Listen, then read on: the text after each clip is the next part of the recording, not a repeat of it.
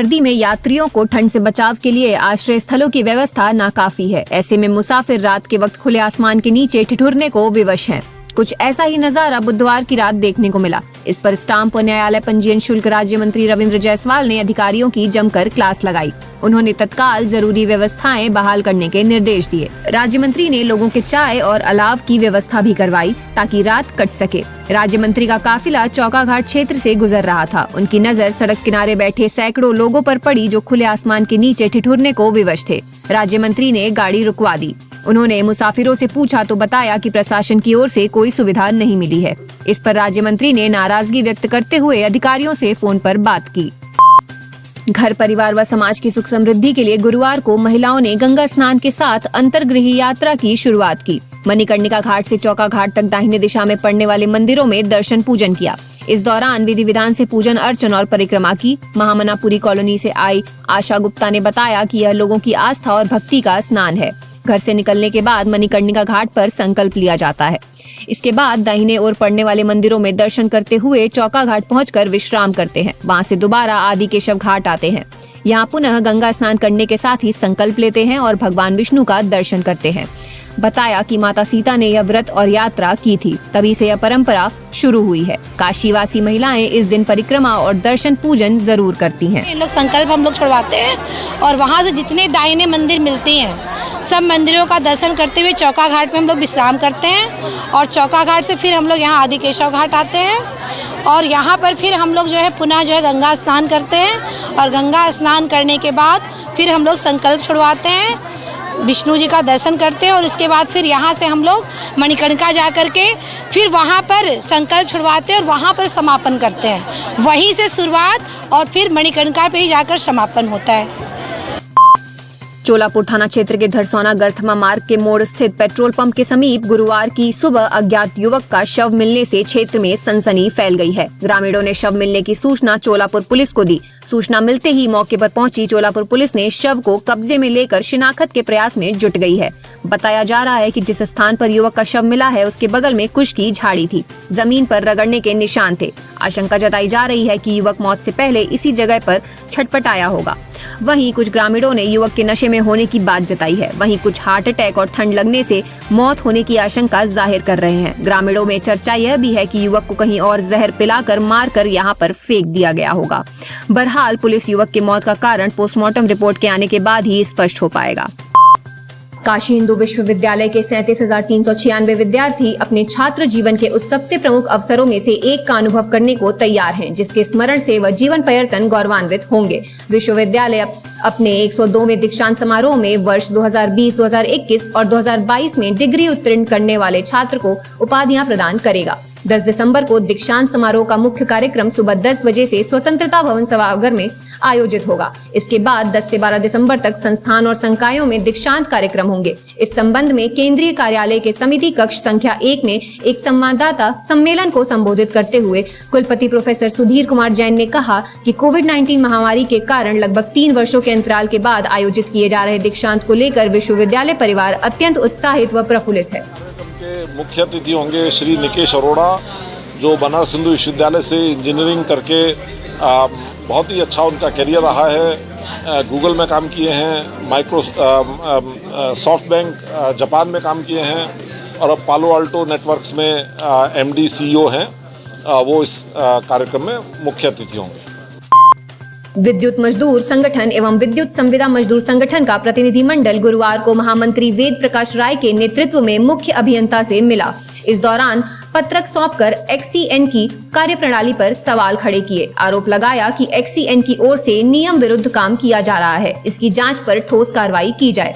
क्षेत्रीय प्रभारी विजय नारायण हिटलर ने बताया कि अधिशासी अभियंता का स्थानांतरण प्रबंध निर्देशक पूर्वांचल डिस्कॉम ने कर दिया है। इसके बावजूद उनकी ओर से नियम विरुद्ध कार्यों को किया जा रहा है, फिर भी उनके खिलाफ कोई कार्रवाई नहीं हो रही है। पूर्वांचल अध्यक्ष संविदा संजय सिंह ने कहा कि अधिशासी अभियंता के द्वारा किए गए नियम विरुद्ध आदेशों को निरस्त किया जाए व इनको सिविल खंड से तत्काल रिवील किया जाए ताकि भ्रष्टाचार पर लगाम लगाया जा सके।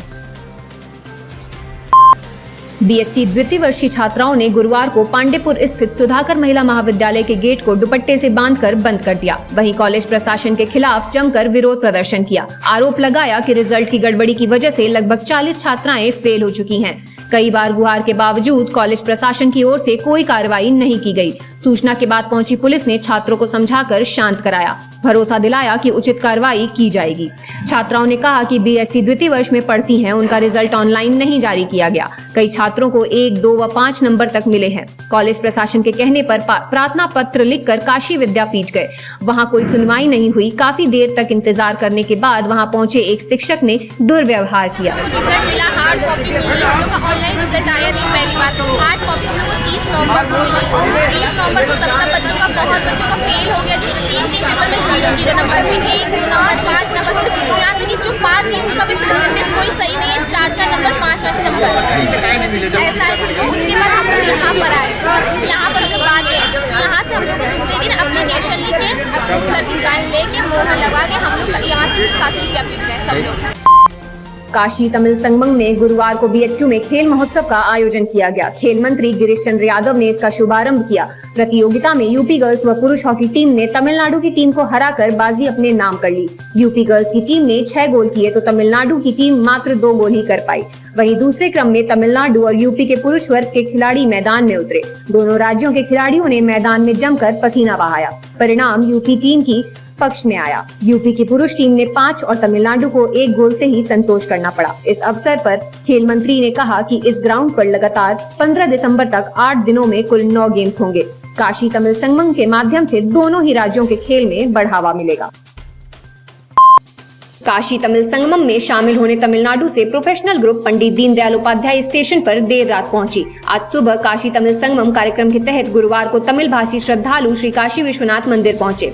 सभी श्रद्धालुओं का स्वागत मंदिर की परंपरा के अनुसार पुष्प वर्षा, डमरू वादन और अंग वस्त्र दुपट्टा माला देकर किया गया।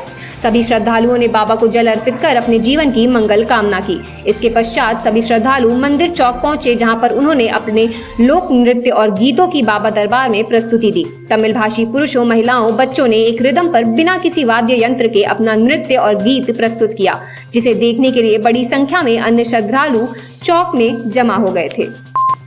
मुख्यमंत्री योगी आदित्यनाथ आगामी रविवार को वाराणसी आ सकते हैं। सीएम यहां रुद्राक्ष कन्वेंशन सेंटर में आयोजित होने वाले देश भर के राज्यों के स्वास्थ्य मंत्रियों के सम्मेलन में शामिल होंगे। इस दौरान केंद्रीय स्वास्थ्य मंत्री भी सम्मेलन में शिरकत करेंगे। बता दें कि वाराणसी में 11 और 12 दिसंबर को सभी प्रदेशों के स्वास्थ्य मंत्रियों का सम्मेलन होने जा रहा है, जिसमें केंद्रीय स्वास्थ्य मंत्री समेत सभी प्रदेशों के स्वास्थ्य मंत्री आएंगे। मुख्यमंत्री योगी आदित्यनाथ भी इस कार्यक्रम में शामिल होंगे। मुख्यमंत्री वाराणसी में विकास कार्यों और कानून व्यवस्था की समीक्षा बैठक भी करेंगे। इसके अलावा 13 दिसंबर को श्री काशी विश्वनाथ धाम के लोकार्पण को 1 साल पूरे होने पर आयोजित होने वाले कार्यक्रमों की भी मुख्यमंत्री समीक्षा करेंगे।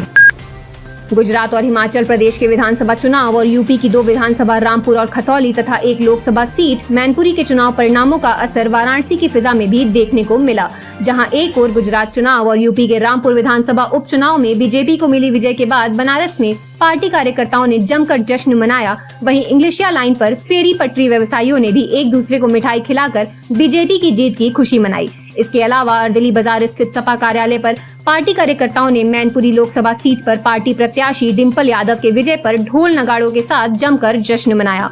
इधर हिमाचल प्रदेश में हुए विधानसभा चुनाव में कांग्रेस की प्रचंड जीत से उत्साहित बनारस के कांग्रेसी भी ढोल नगाड़ों और आतिशबाजी के साथ विजय की खुशी में झूमते दिखे। पार्टी के नेता कार्यकर्ताओं ने अजय राय के आवास के बाहर जमकर आतिशबाजी की और एक दूसरे को मिठाई खिलाकर अपनी जीत की खुशी का इजहार किया।